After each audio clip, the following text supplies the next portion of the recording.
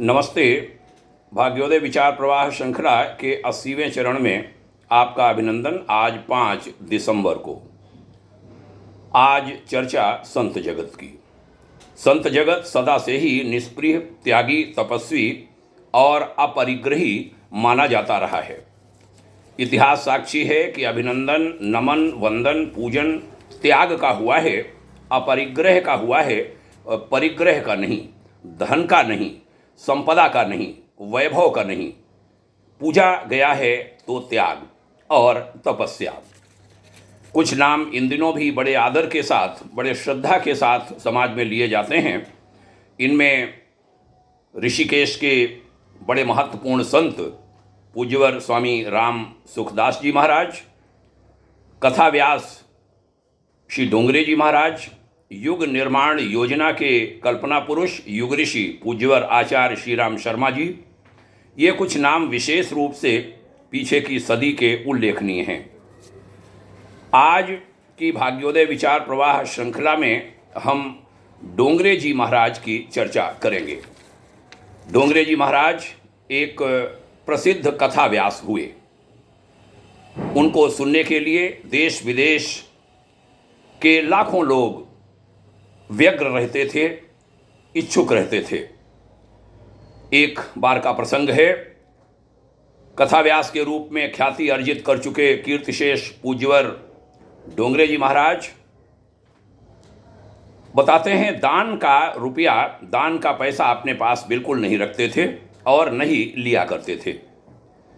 बताते हैं कि जिस जगह कथा होती, लाखों रुपए उसी नगर के किसी सामाजिक कार्य, धर्म व्यवस्था, जनसेवा के लिए वह दान करा देते। उनके अंतिम प्रवचन में गोरखपुर उत्तर प्रदेश में कैंसर अस्पताल के लिए 1 करोड़ रुपए चौपाटी पर जमा हुए थे, जहां कथा हुई थी। पूज्य महाराज जी की पत्नी आबू में रहती थीं। पत्नी की मृत्यु हो गई। मृत्यु के 5वें दिन उन्हें खबर लगी। बाद में वे अस्थियां लेकर गोदावरी में विसर्जित करने जब मुंबई पहुँचे तो मुंबई के उन दिनों के बड़े धनाढ्य व्यक्ति रति भाई पटेल उनके साथ मौजूद थे।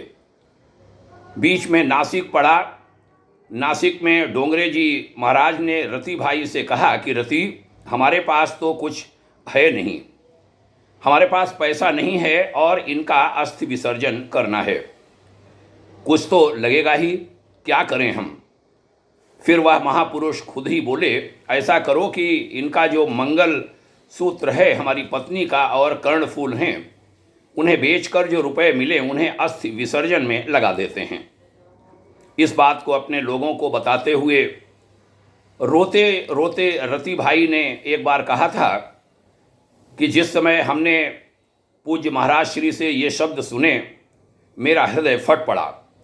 सोचता हूँ कि हम जीवित कैसे रह गए, बस हमारा हार्ट फेल नहीं हुआ। हम आपसे नहीं कह सकते उस समय मेरा क्या हाल था।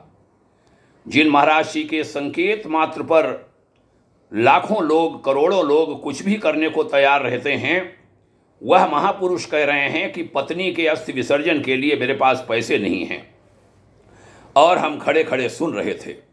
फूट फूट कर रोने के अलावा एक भी शब्द मेरे मुख से नहीं निकल रहा था।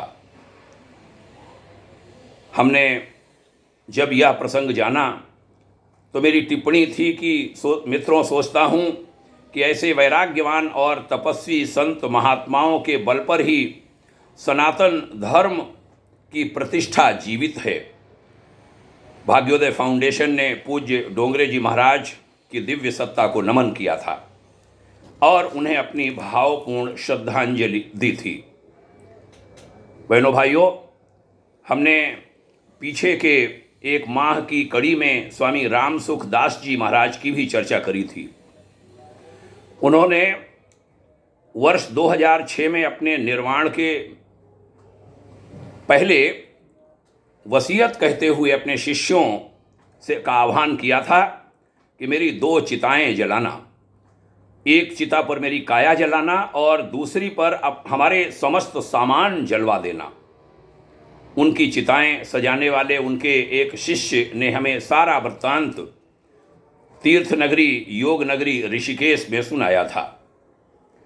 आज जब धर्म जगत के लोगों के पास, सन्यासियों के पास करोड़ों करोड़ के धन की बातें सुनता हूँ, तब आश्चर्य होता है, बड़ा अचरज में पड़ता हूँ। जब सुनाई पड़ता है कि अमुक व्यक्ति कुछ वर्षों में भारी संपत्ति के स्वामी बन गए या भारी धन लेकर विदेशों में जा बसे, तब जानबूझकर अभावों में बड़ा निष्प्रिय जीवन जीने वाले हम जैसे कार्यकर्ताओं की आंखें खुली रह जाती हैं।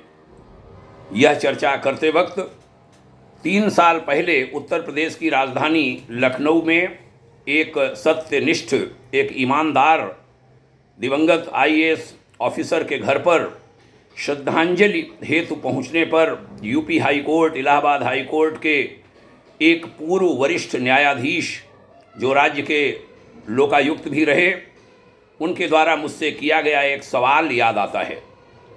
उन्होंने हमसे प्रश्न किया था, उन न्यायमूर्ति ने, कि मिश्र जी, इतने सारे संतों, प्रवचनकर्ताओं, कथा व्यासों, मुल्ला मौलवियों, ग्रंथियों, फादरों, मदरों के होते हुए भी लोगों में सुधार क्यों नहीं आता? क्यों पाप बढ़ता जाता है? क्यों अनाचार रुक नहीं रहे? हमारे द्वारा उन जज साहब को अन्य समुचित उत्तर देने का प्रयास करते हुए कहा गया था, क्योंकि धर्म गुरुओं के लिए साधन ही आज साध्य बन गया है, बनता जा रहा है।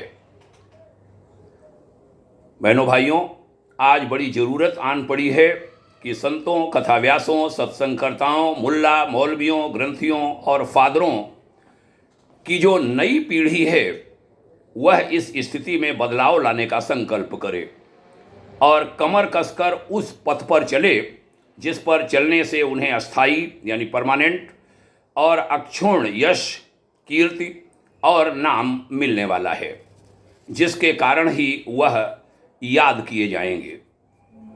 आज मैं कीर्तिशेष पूज्यवर डोंगरे जी महाराज की दिव्य सत्ता को नमन करता हूँ। इस कोटि के सभी विद्वानों, संतों, व्यासों को हमारा श्रद्धासिक्त प्रणाम। हमने एक कड़ी में अपने गुरुवर पूज्यवर आचार्य श्री राम शर्मा जी के बारे में विस्तार से बताया था। यूट्यूब पर वह भी उपलब्ध है। यूट्यूब पर बहुत सारी चीज़ें हमने देने का प्रयास किया है। यह रविवासरीय चर्चा अलग अलग विषयों पर होती है। दैनिक चर्चा में हम अपने गुरुदेव के विचारों को रखते हैं, युग ऋषि विचार श्रृंखला की कड़ी के तहत, जिसमें भी हमारा वर्ष पूरा होने वाला है। 31 दिसंबर को 365 उसकी कड़ियाँ पूरी हो जाएंगी। इधर दैनिक श्रृंखला आज 80वीं है। यह दोनों हमारी जो चर्चाएं हैं वह यूट्यूब पर उपलब्ध हैं। हम उन्हें फेसबुक पर, ट्विटर्स पर, स्टोरीज़ पर, व्हाट्सएप पर, विभिन्न माध्यमों से पाठकों को भेजने का प्रयास करते हैं। लोगों को अच्छी लगती हैं। आपने आज की चर्चा को ध्यान से सुना, इसके लिए आपका आभार। यह क्रम चलता रहे, अच्छी चीज़ें लोगों तक पहुंचती रहें, यही कामना करता हूं। आपका मंगल हो, हर प्रकार से आपका शुभ हो, यही ईश प्रार्थना। ध्यान से सुनने के लिए बहुत बहुत धन्यवाद। जय हिंद, शुभकामनाएं। आप सभी को प्रणाम। ओम शांति।